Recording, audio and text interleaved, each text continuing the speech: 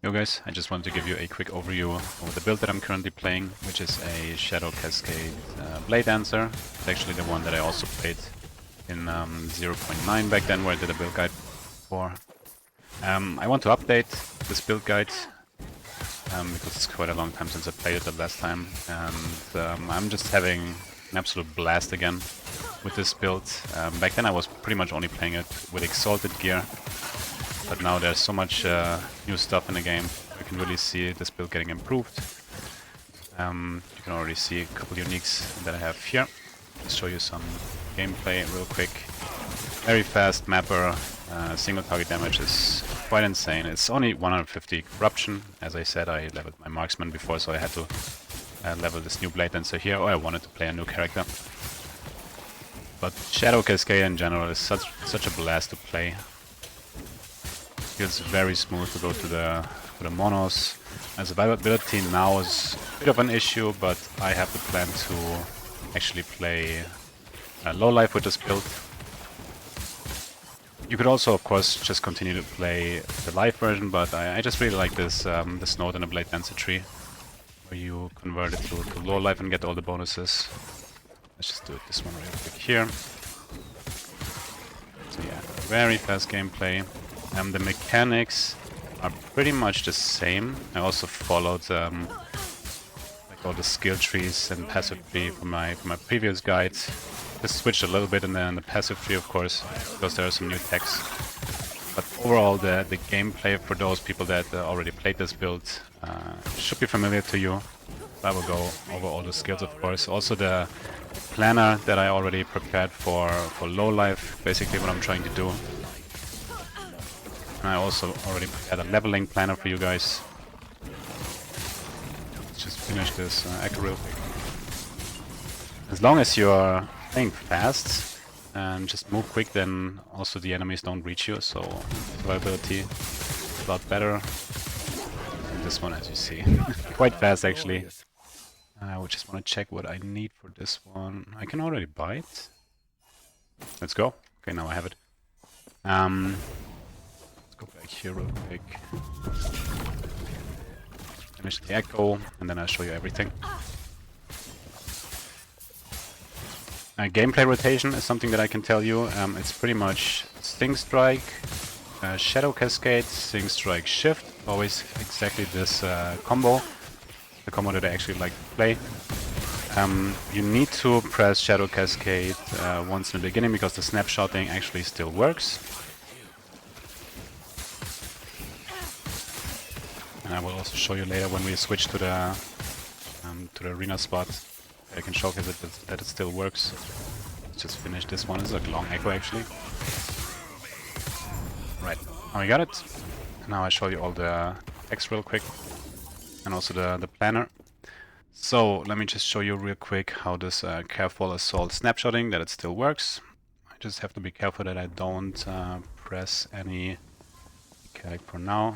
I can do shift. So it's pretty much this mechanic here that gives us a big damage multiplier when we have exactly 4 shadows out.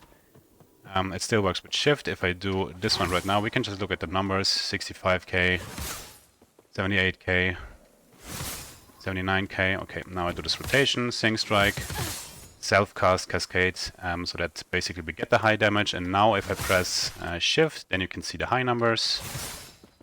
Was it 270, 300k? So yeah, Snapshot still there. As I said, Sing Strike, Shadow Cascade, Sing Strike, Shift. I do this rotation because of the cooldown. Basically, normally you can just play Shift. I'm getting the cooldown down as far as I can with cooldown recovery speed here. I also want to get it here, but I will go over the gear later. And this is just pretty much the playstyle that I do. Very fast. And if Shift cooldown is still up, then I actually do 2 Shadow Cascades and then I do the Shift again. But here, as you can see with the numbers, crazy damage numbers actually already while leveling with this gear that I currently have. So yeah, very strong. And if I also include Smoke Bomb, then the damage is going absolutely nuts, and I'll show you why. So yeah, over 1 million crits. And don't forget all these cascades here from those 4 shadows. They can also overlap, so 1 million times 4, and also with the shift shadow that you also leave behind, so 5 shadows basically. Quite a lot of damage that you can put out here. That's pretty much the whole gameplay rotation. Let's go over the skills real quick. Shadow Cascade, as I said, if you're familiar with my old build guide, it's pretty much the same for all the skills that I have. Shadow Cascade, most important notes are these one to get the mana refund. Mana management is one of the biggest issues actually for this whole build, especially while leveling. I will also go over leveling later. So there are a lot of tags actually involved to get all the mana back, because this is a big downside, but also the upside because it's basically double damage with 2 additional shadows. We need this one to actually use this big damage multiplier here, but as you can see, big mana cost here. So some tags are out there to really reduce the mana or to get the mana back. That's why we go with these one first. This is the big damage multiplier when we have 4 shadows out. Classic note here, there's no attack speed scaling, it says here, but we still get the more damage multipliers when we scale attack speed.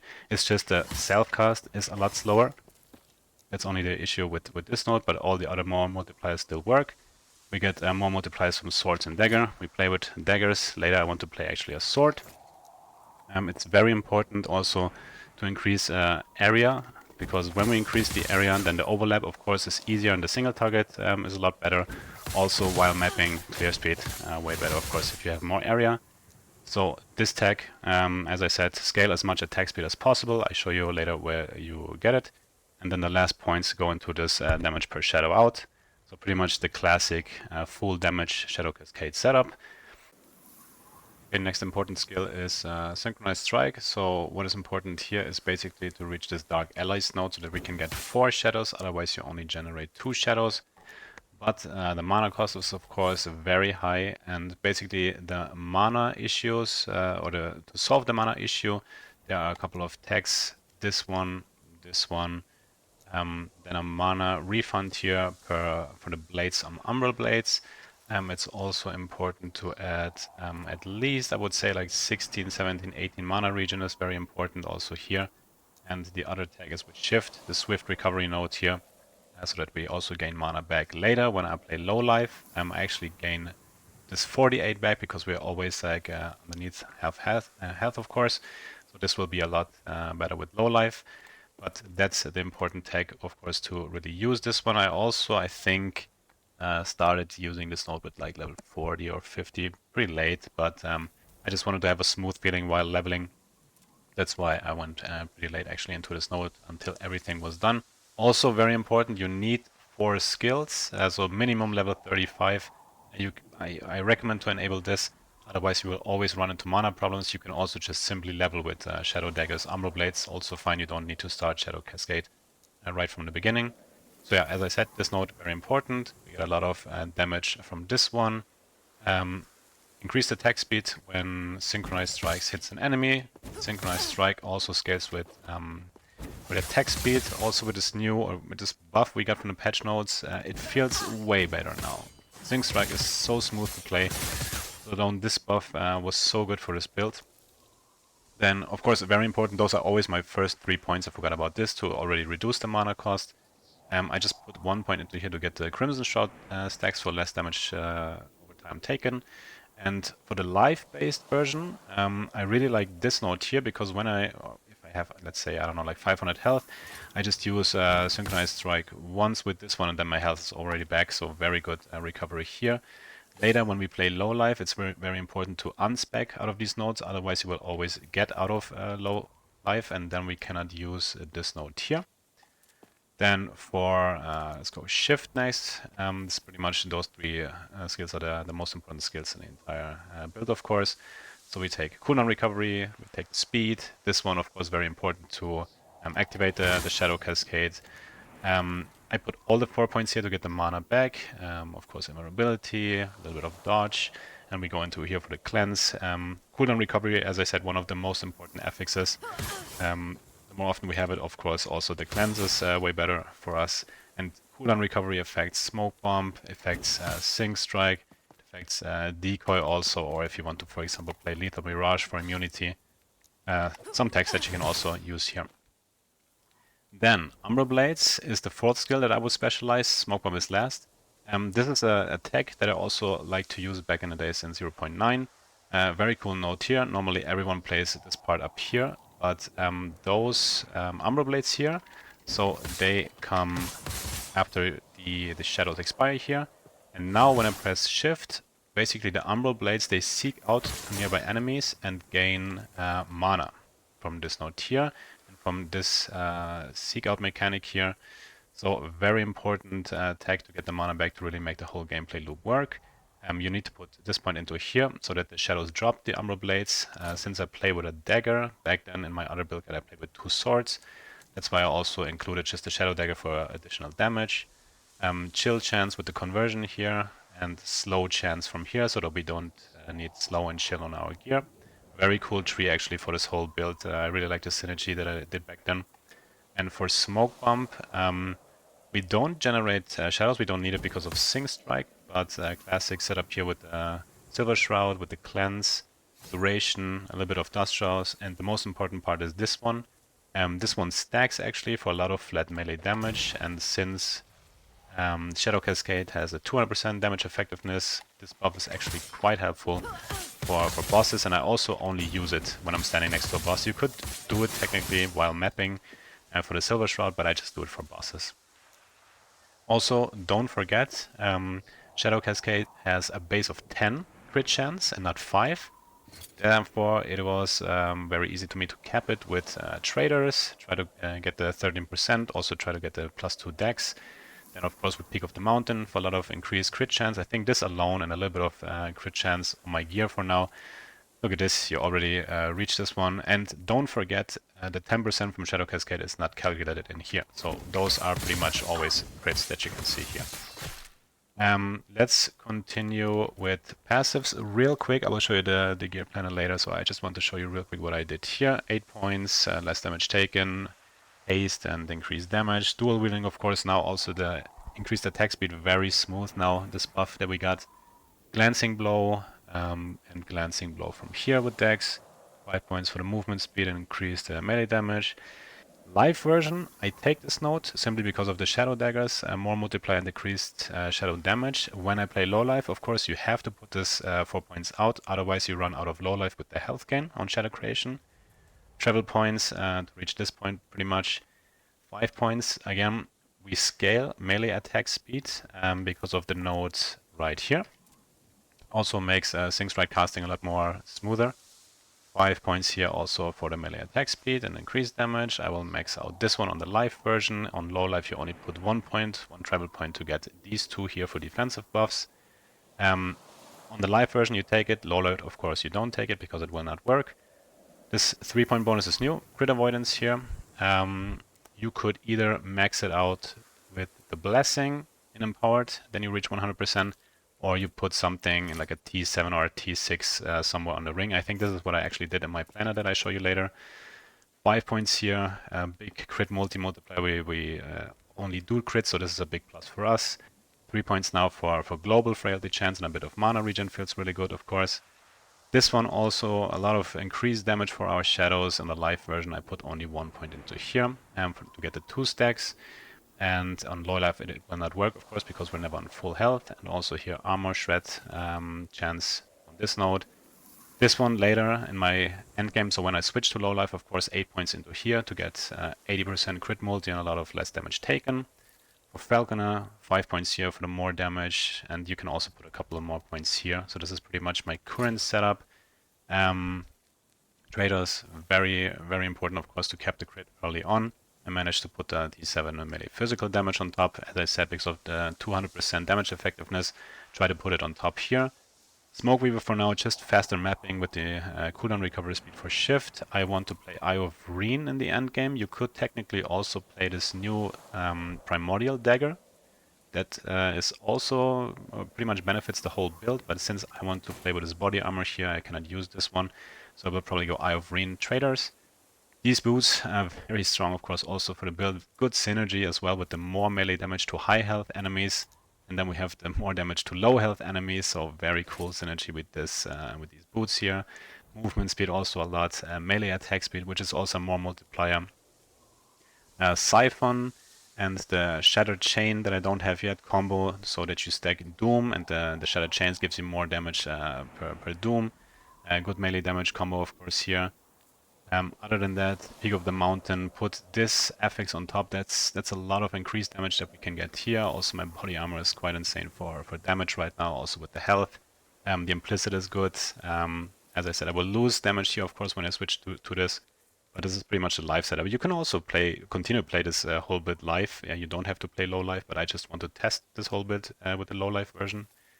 Amulet, crit multi, mana regen. As I said, mana regen I would recommend to have like 3 spots, or 2 are enough. No, I also have it here, like 3 spots where you have mana regen to reach the spot here. Gloves, just very basic stuff. Nothing too special. I mean, the gear is not bad, of course, but 180 I'm absolutely crushing, and I can already play this gear, this whole build to 300, 400 very, very easy with 400 corruption. And later on, of course, I need a little bit more tankiness, so that's why I go with low life. Idols, nothing special, of course, now while leveling, just to get more resistances. Also, defenses doesn't look too good so far. I will just push corruption, get my gear, and then, like I said, I will do a new video, like the full build guide, where I actually showcase good gear. But now we go over the planners. I will also link them in the description. So I added the leveling planner, very basic, almost the same things that you saw on my current planner. Just important to get traders, Peak of the Mountain. This one highly recommended. As I said, you can also play with something like a katana, where you can craft these stats on top. Melee first, melee attack speed for multipliers. Shred is also a very good mechanic to boost the damage. And all the other stuff is pretty basic, actually. Also something similar that I have currently on. As I said, increased cooldown recovery speed, very important, just to make it feel better. This one also to help out with the increased crit strike chance in the beginning. Bone Amulet for... I basically put this one and this one in so that you already have your resistances up. And the whole planner here, this is what I'm currently following. Also, I put very basic idols in for you. Also, the normal monolith idols, or the blessings, sorry, that it makes more sense. And the skills are pretty much the same. This is currently not loading, probably a bit bugged here on the side. 2 more because I have 2 plus 2 Shadow Cascade here, so you can put it into the area and in this node here. So yeah, this is pretty much the setup that I showed you right now. This is what I'm trying to go to. By the way, also I leave the most important nodes here. This is where you switch to Dark Allies. All the mana parts I wrote down for you here. And now for low life, what basically changed, it's pretty much in this side for Bladedancer. Like I said, you remove this one, you add this one, you remove points here. This is the whole switch from the passive tree. All the other stuff, of course, you don't take this one because endurance doesn't work. But this is the only switch from the passive tree when I do this. Then from gear, you can actually play around quite a lot with this whole build or with this whole setup. I didn't want to add something like red rings or Nihilis or all this Uber Abbey stuff. I wanted to make it a little bit more realistic, but I can also, if you want, add some aspirational planner where I put everything in. But this is something that you can definitely chase. So this body armor, of course, the very good low life body armor. Try to get health and put the T7 on this increased damage with Shadow Cascade for active Shadow. Very strong increased damage source. And here it's also quite realistic to get it with 3LP. Health. Ward gain on Shadow Creation, also something that you can try. You can play a little bit around here, I think, with this with the mods. Also with the Dex Vitality, something like this. This Pearl of the Swine also, I think it's quite a good amulet because you have the resistances, you have some good defensive mechanics, physical damage. Crit multi-health is something that you could put on top. With traders, if you get them with more LP, get melee attack speed, gets more shred, so that you can really bring the stacks up. As I said, Eye of Reen is something that I want to try. This is not final, by the way. I will always adjust it on a daily basis if I find some new mechanics. But if you find Eye of Reen, I basically use it just for the crit multi, then put something like melee fist and increase the attack speed also on top. As I said, Shadow Chains is what I want to have just to combine it with Siphon. I just have to make sure this is what I test. I hope I did not make a mistake here. But this one, once you have Peak of the Mountain, you cannot leech health from crit strikes. And I always do crits, so basically you can play this combo when you play low life, because here I have this melee damage leeched as health. So I hope nothing breaks this whole setup here. If you have this one, of course, always try to get cooldown recovery T7 so that the build feels way smoother. Health, if you can also get it here. The cleanse we don't need because we have it on shift. Also, basic setup here. Put the mana region on T7, makes it a lot smoother for the gameplay. This one always good to fill out the resistances. This one you don't need, you can also just simply play Exalted Rings, also Gloves, also Exalted Ring, Exalted Bone, Amulet, something like this. So not really, everything has to be with uniques, you can just play a little bit around. But what I actually want to have on my gloves, even if they are exalted, is to have this low life affix here with melee attack speed. This is the goal to have. The only reason why I have it on Falcon Fist, because Falcon Fists have a lot of increased melee attack speed, which is more damage, of course, here. And that's pretty much the goal for me that I want to achieve with the gear first, and then later when I kill Abby, and I can also add like all the other chase items. But this is something realistic, I think, that you can go for. The change that you have to do in the skill tree is for Sync Strike, as I said. So when you go low life, you put these nodes out of here. All the other nodes are pretty much the same, so I didn't change anything from low life to the live version. That is pretty much the whole build guides, or the whole build. I will of course do a update when I reach level 100, when I have better gear. But for now, as I said, with this whole setup here, I can already push corruption quite far. And you can already, or I share the build plan, of course, already in the video description. I will update it daily so that you can always look up if I change something. And once I have the setup with low life, of course, I will show you. Yep, this is pretty much the goal that I have. And if you have any questions, again, of course, just let me know, and see you guys soon.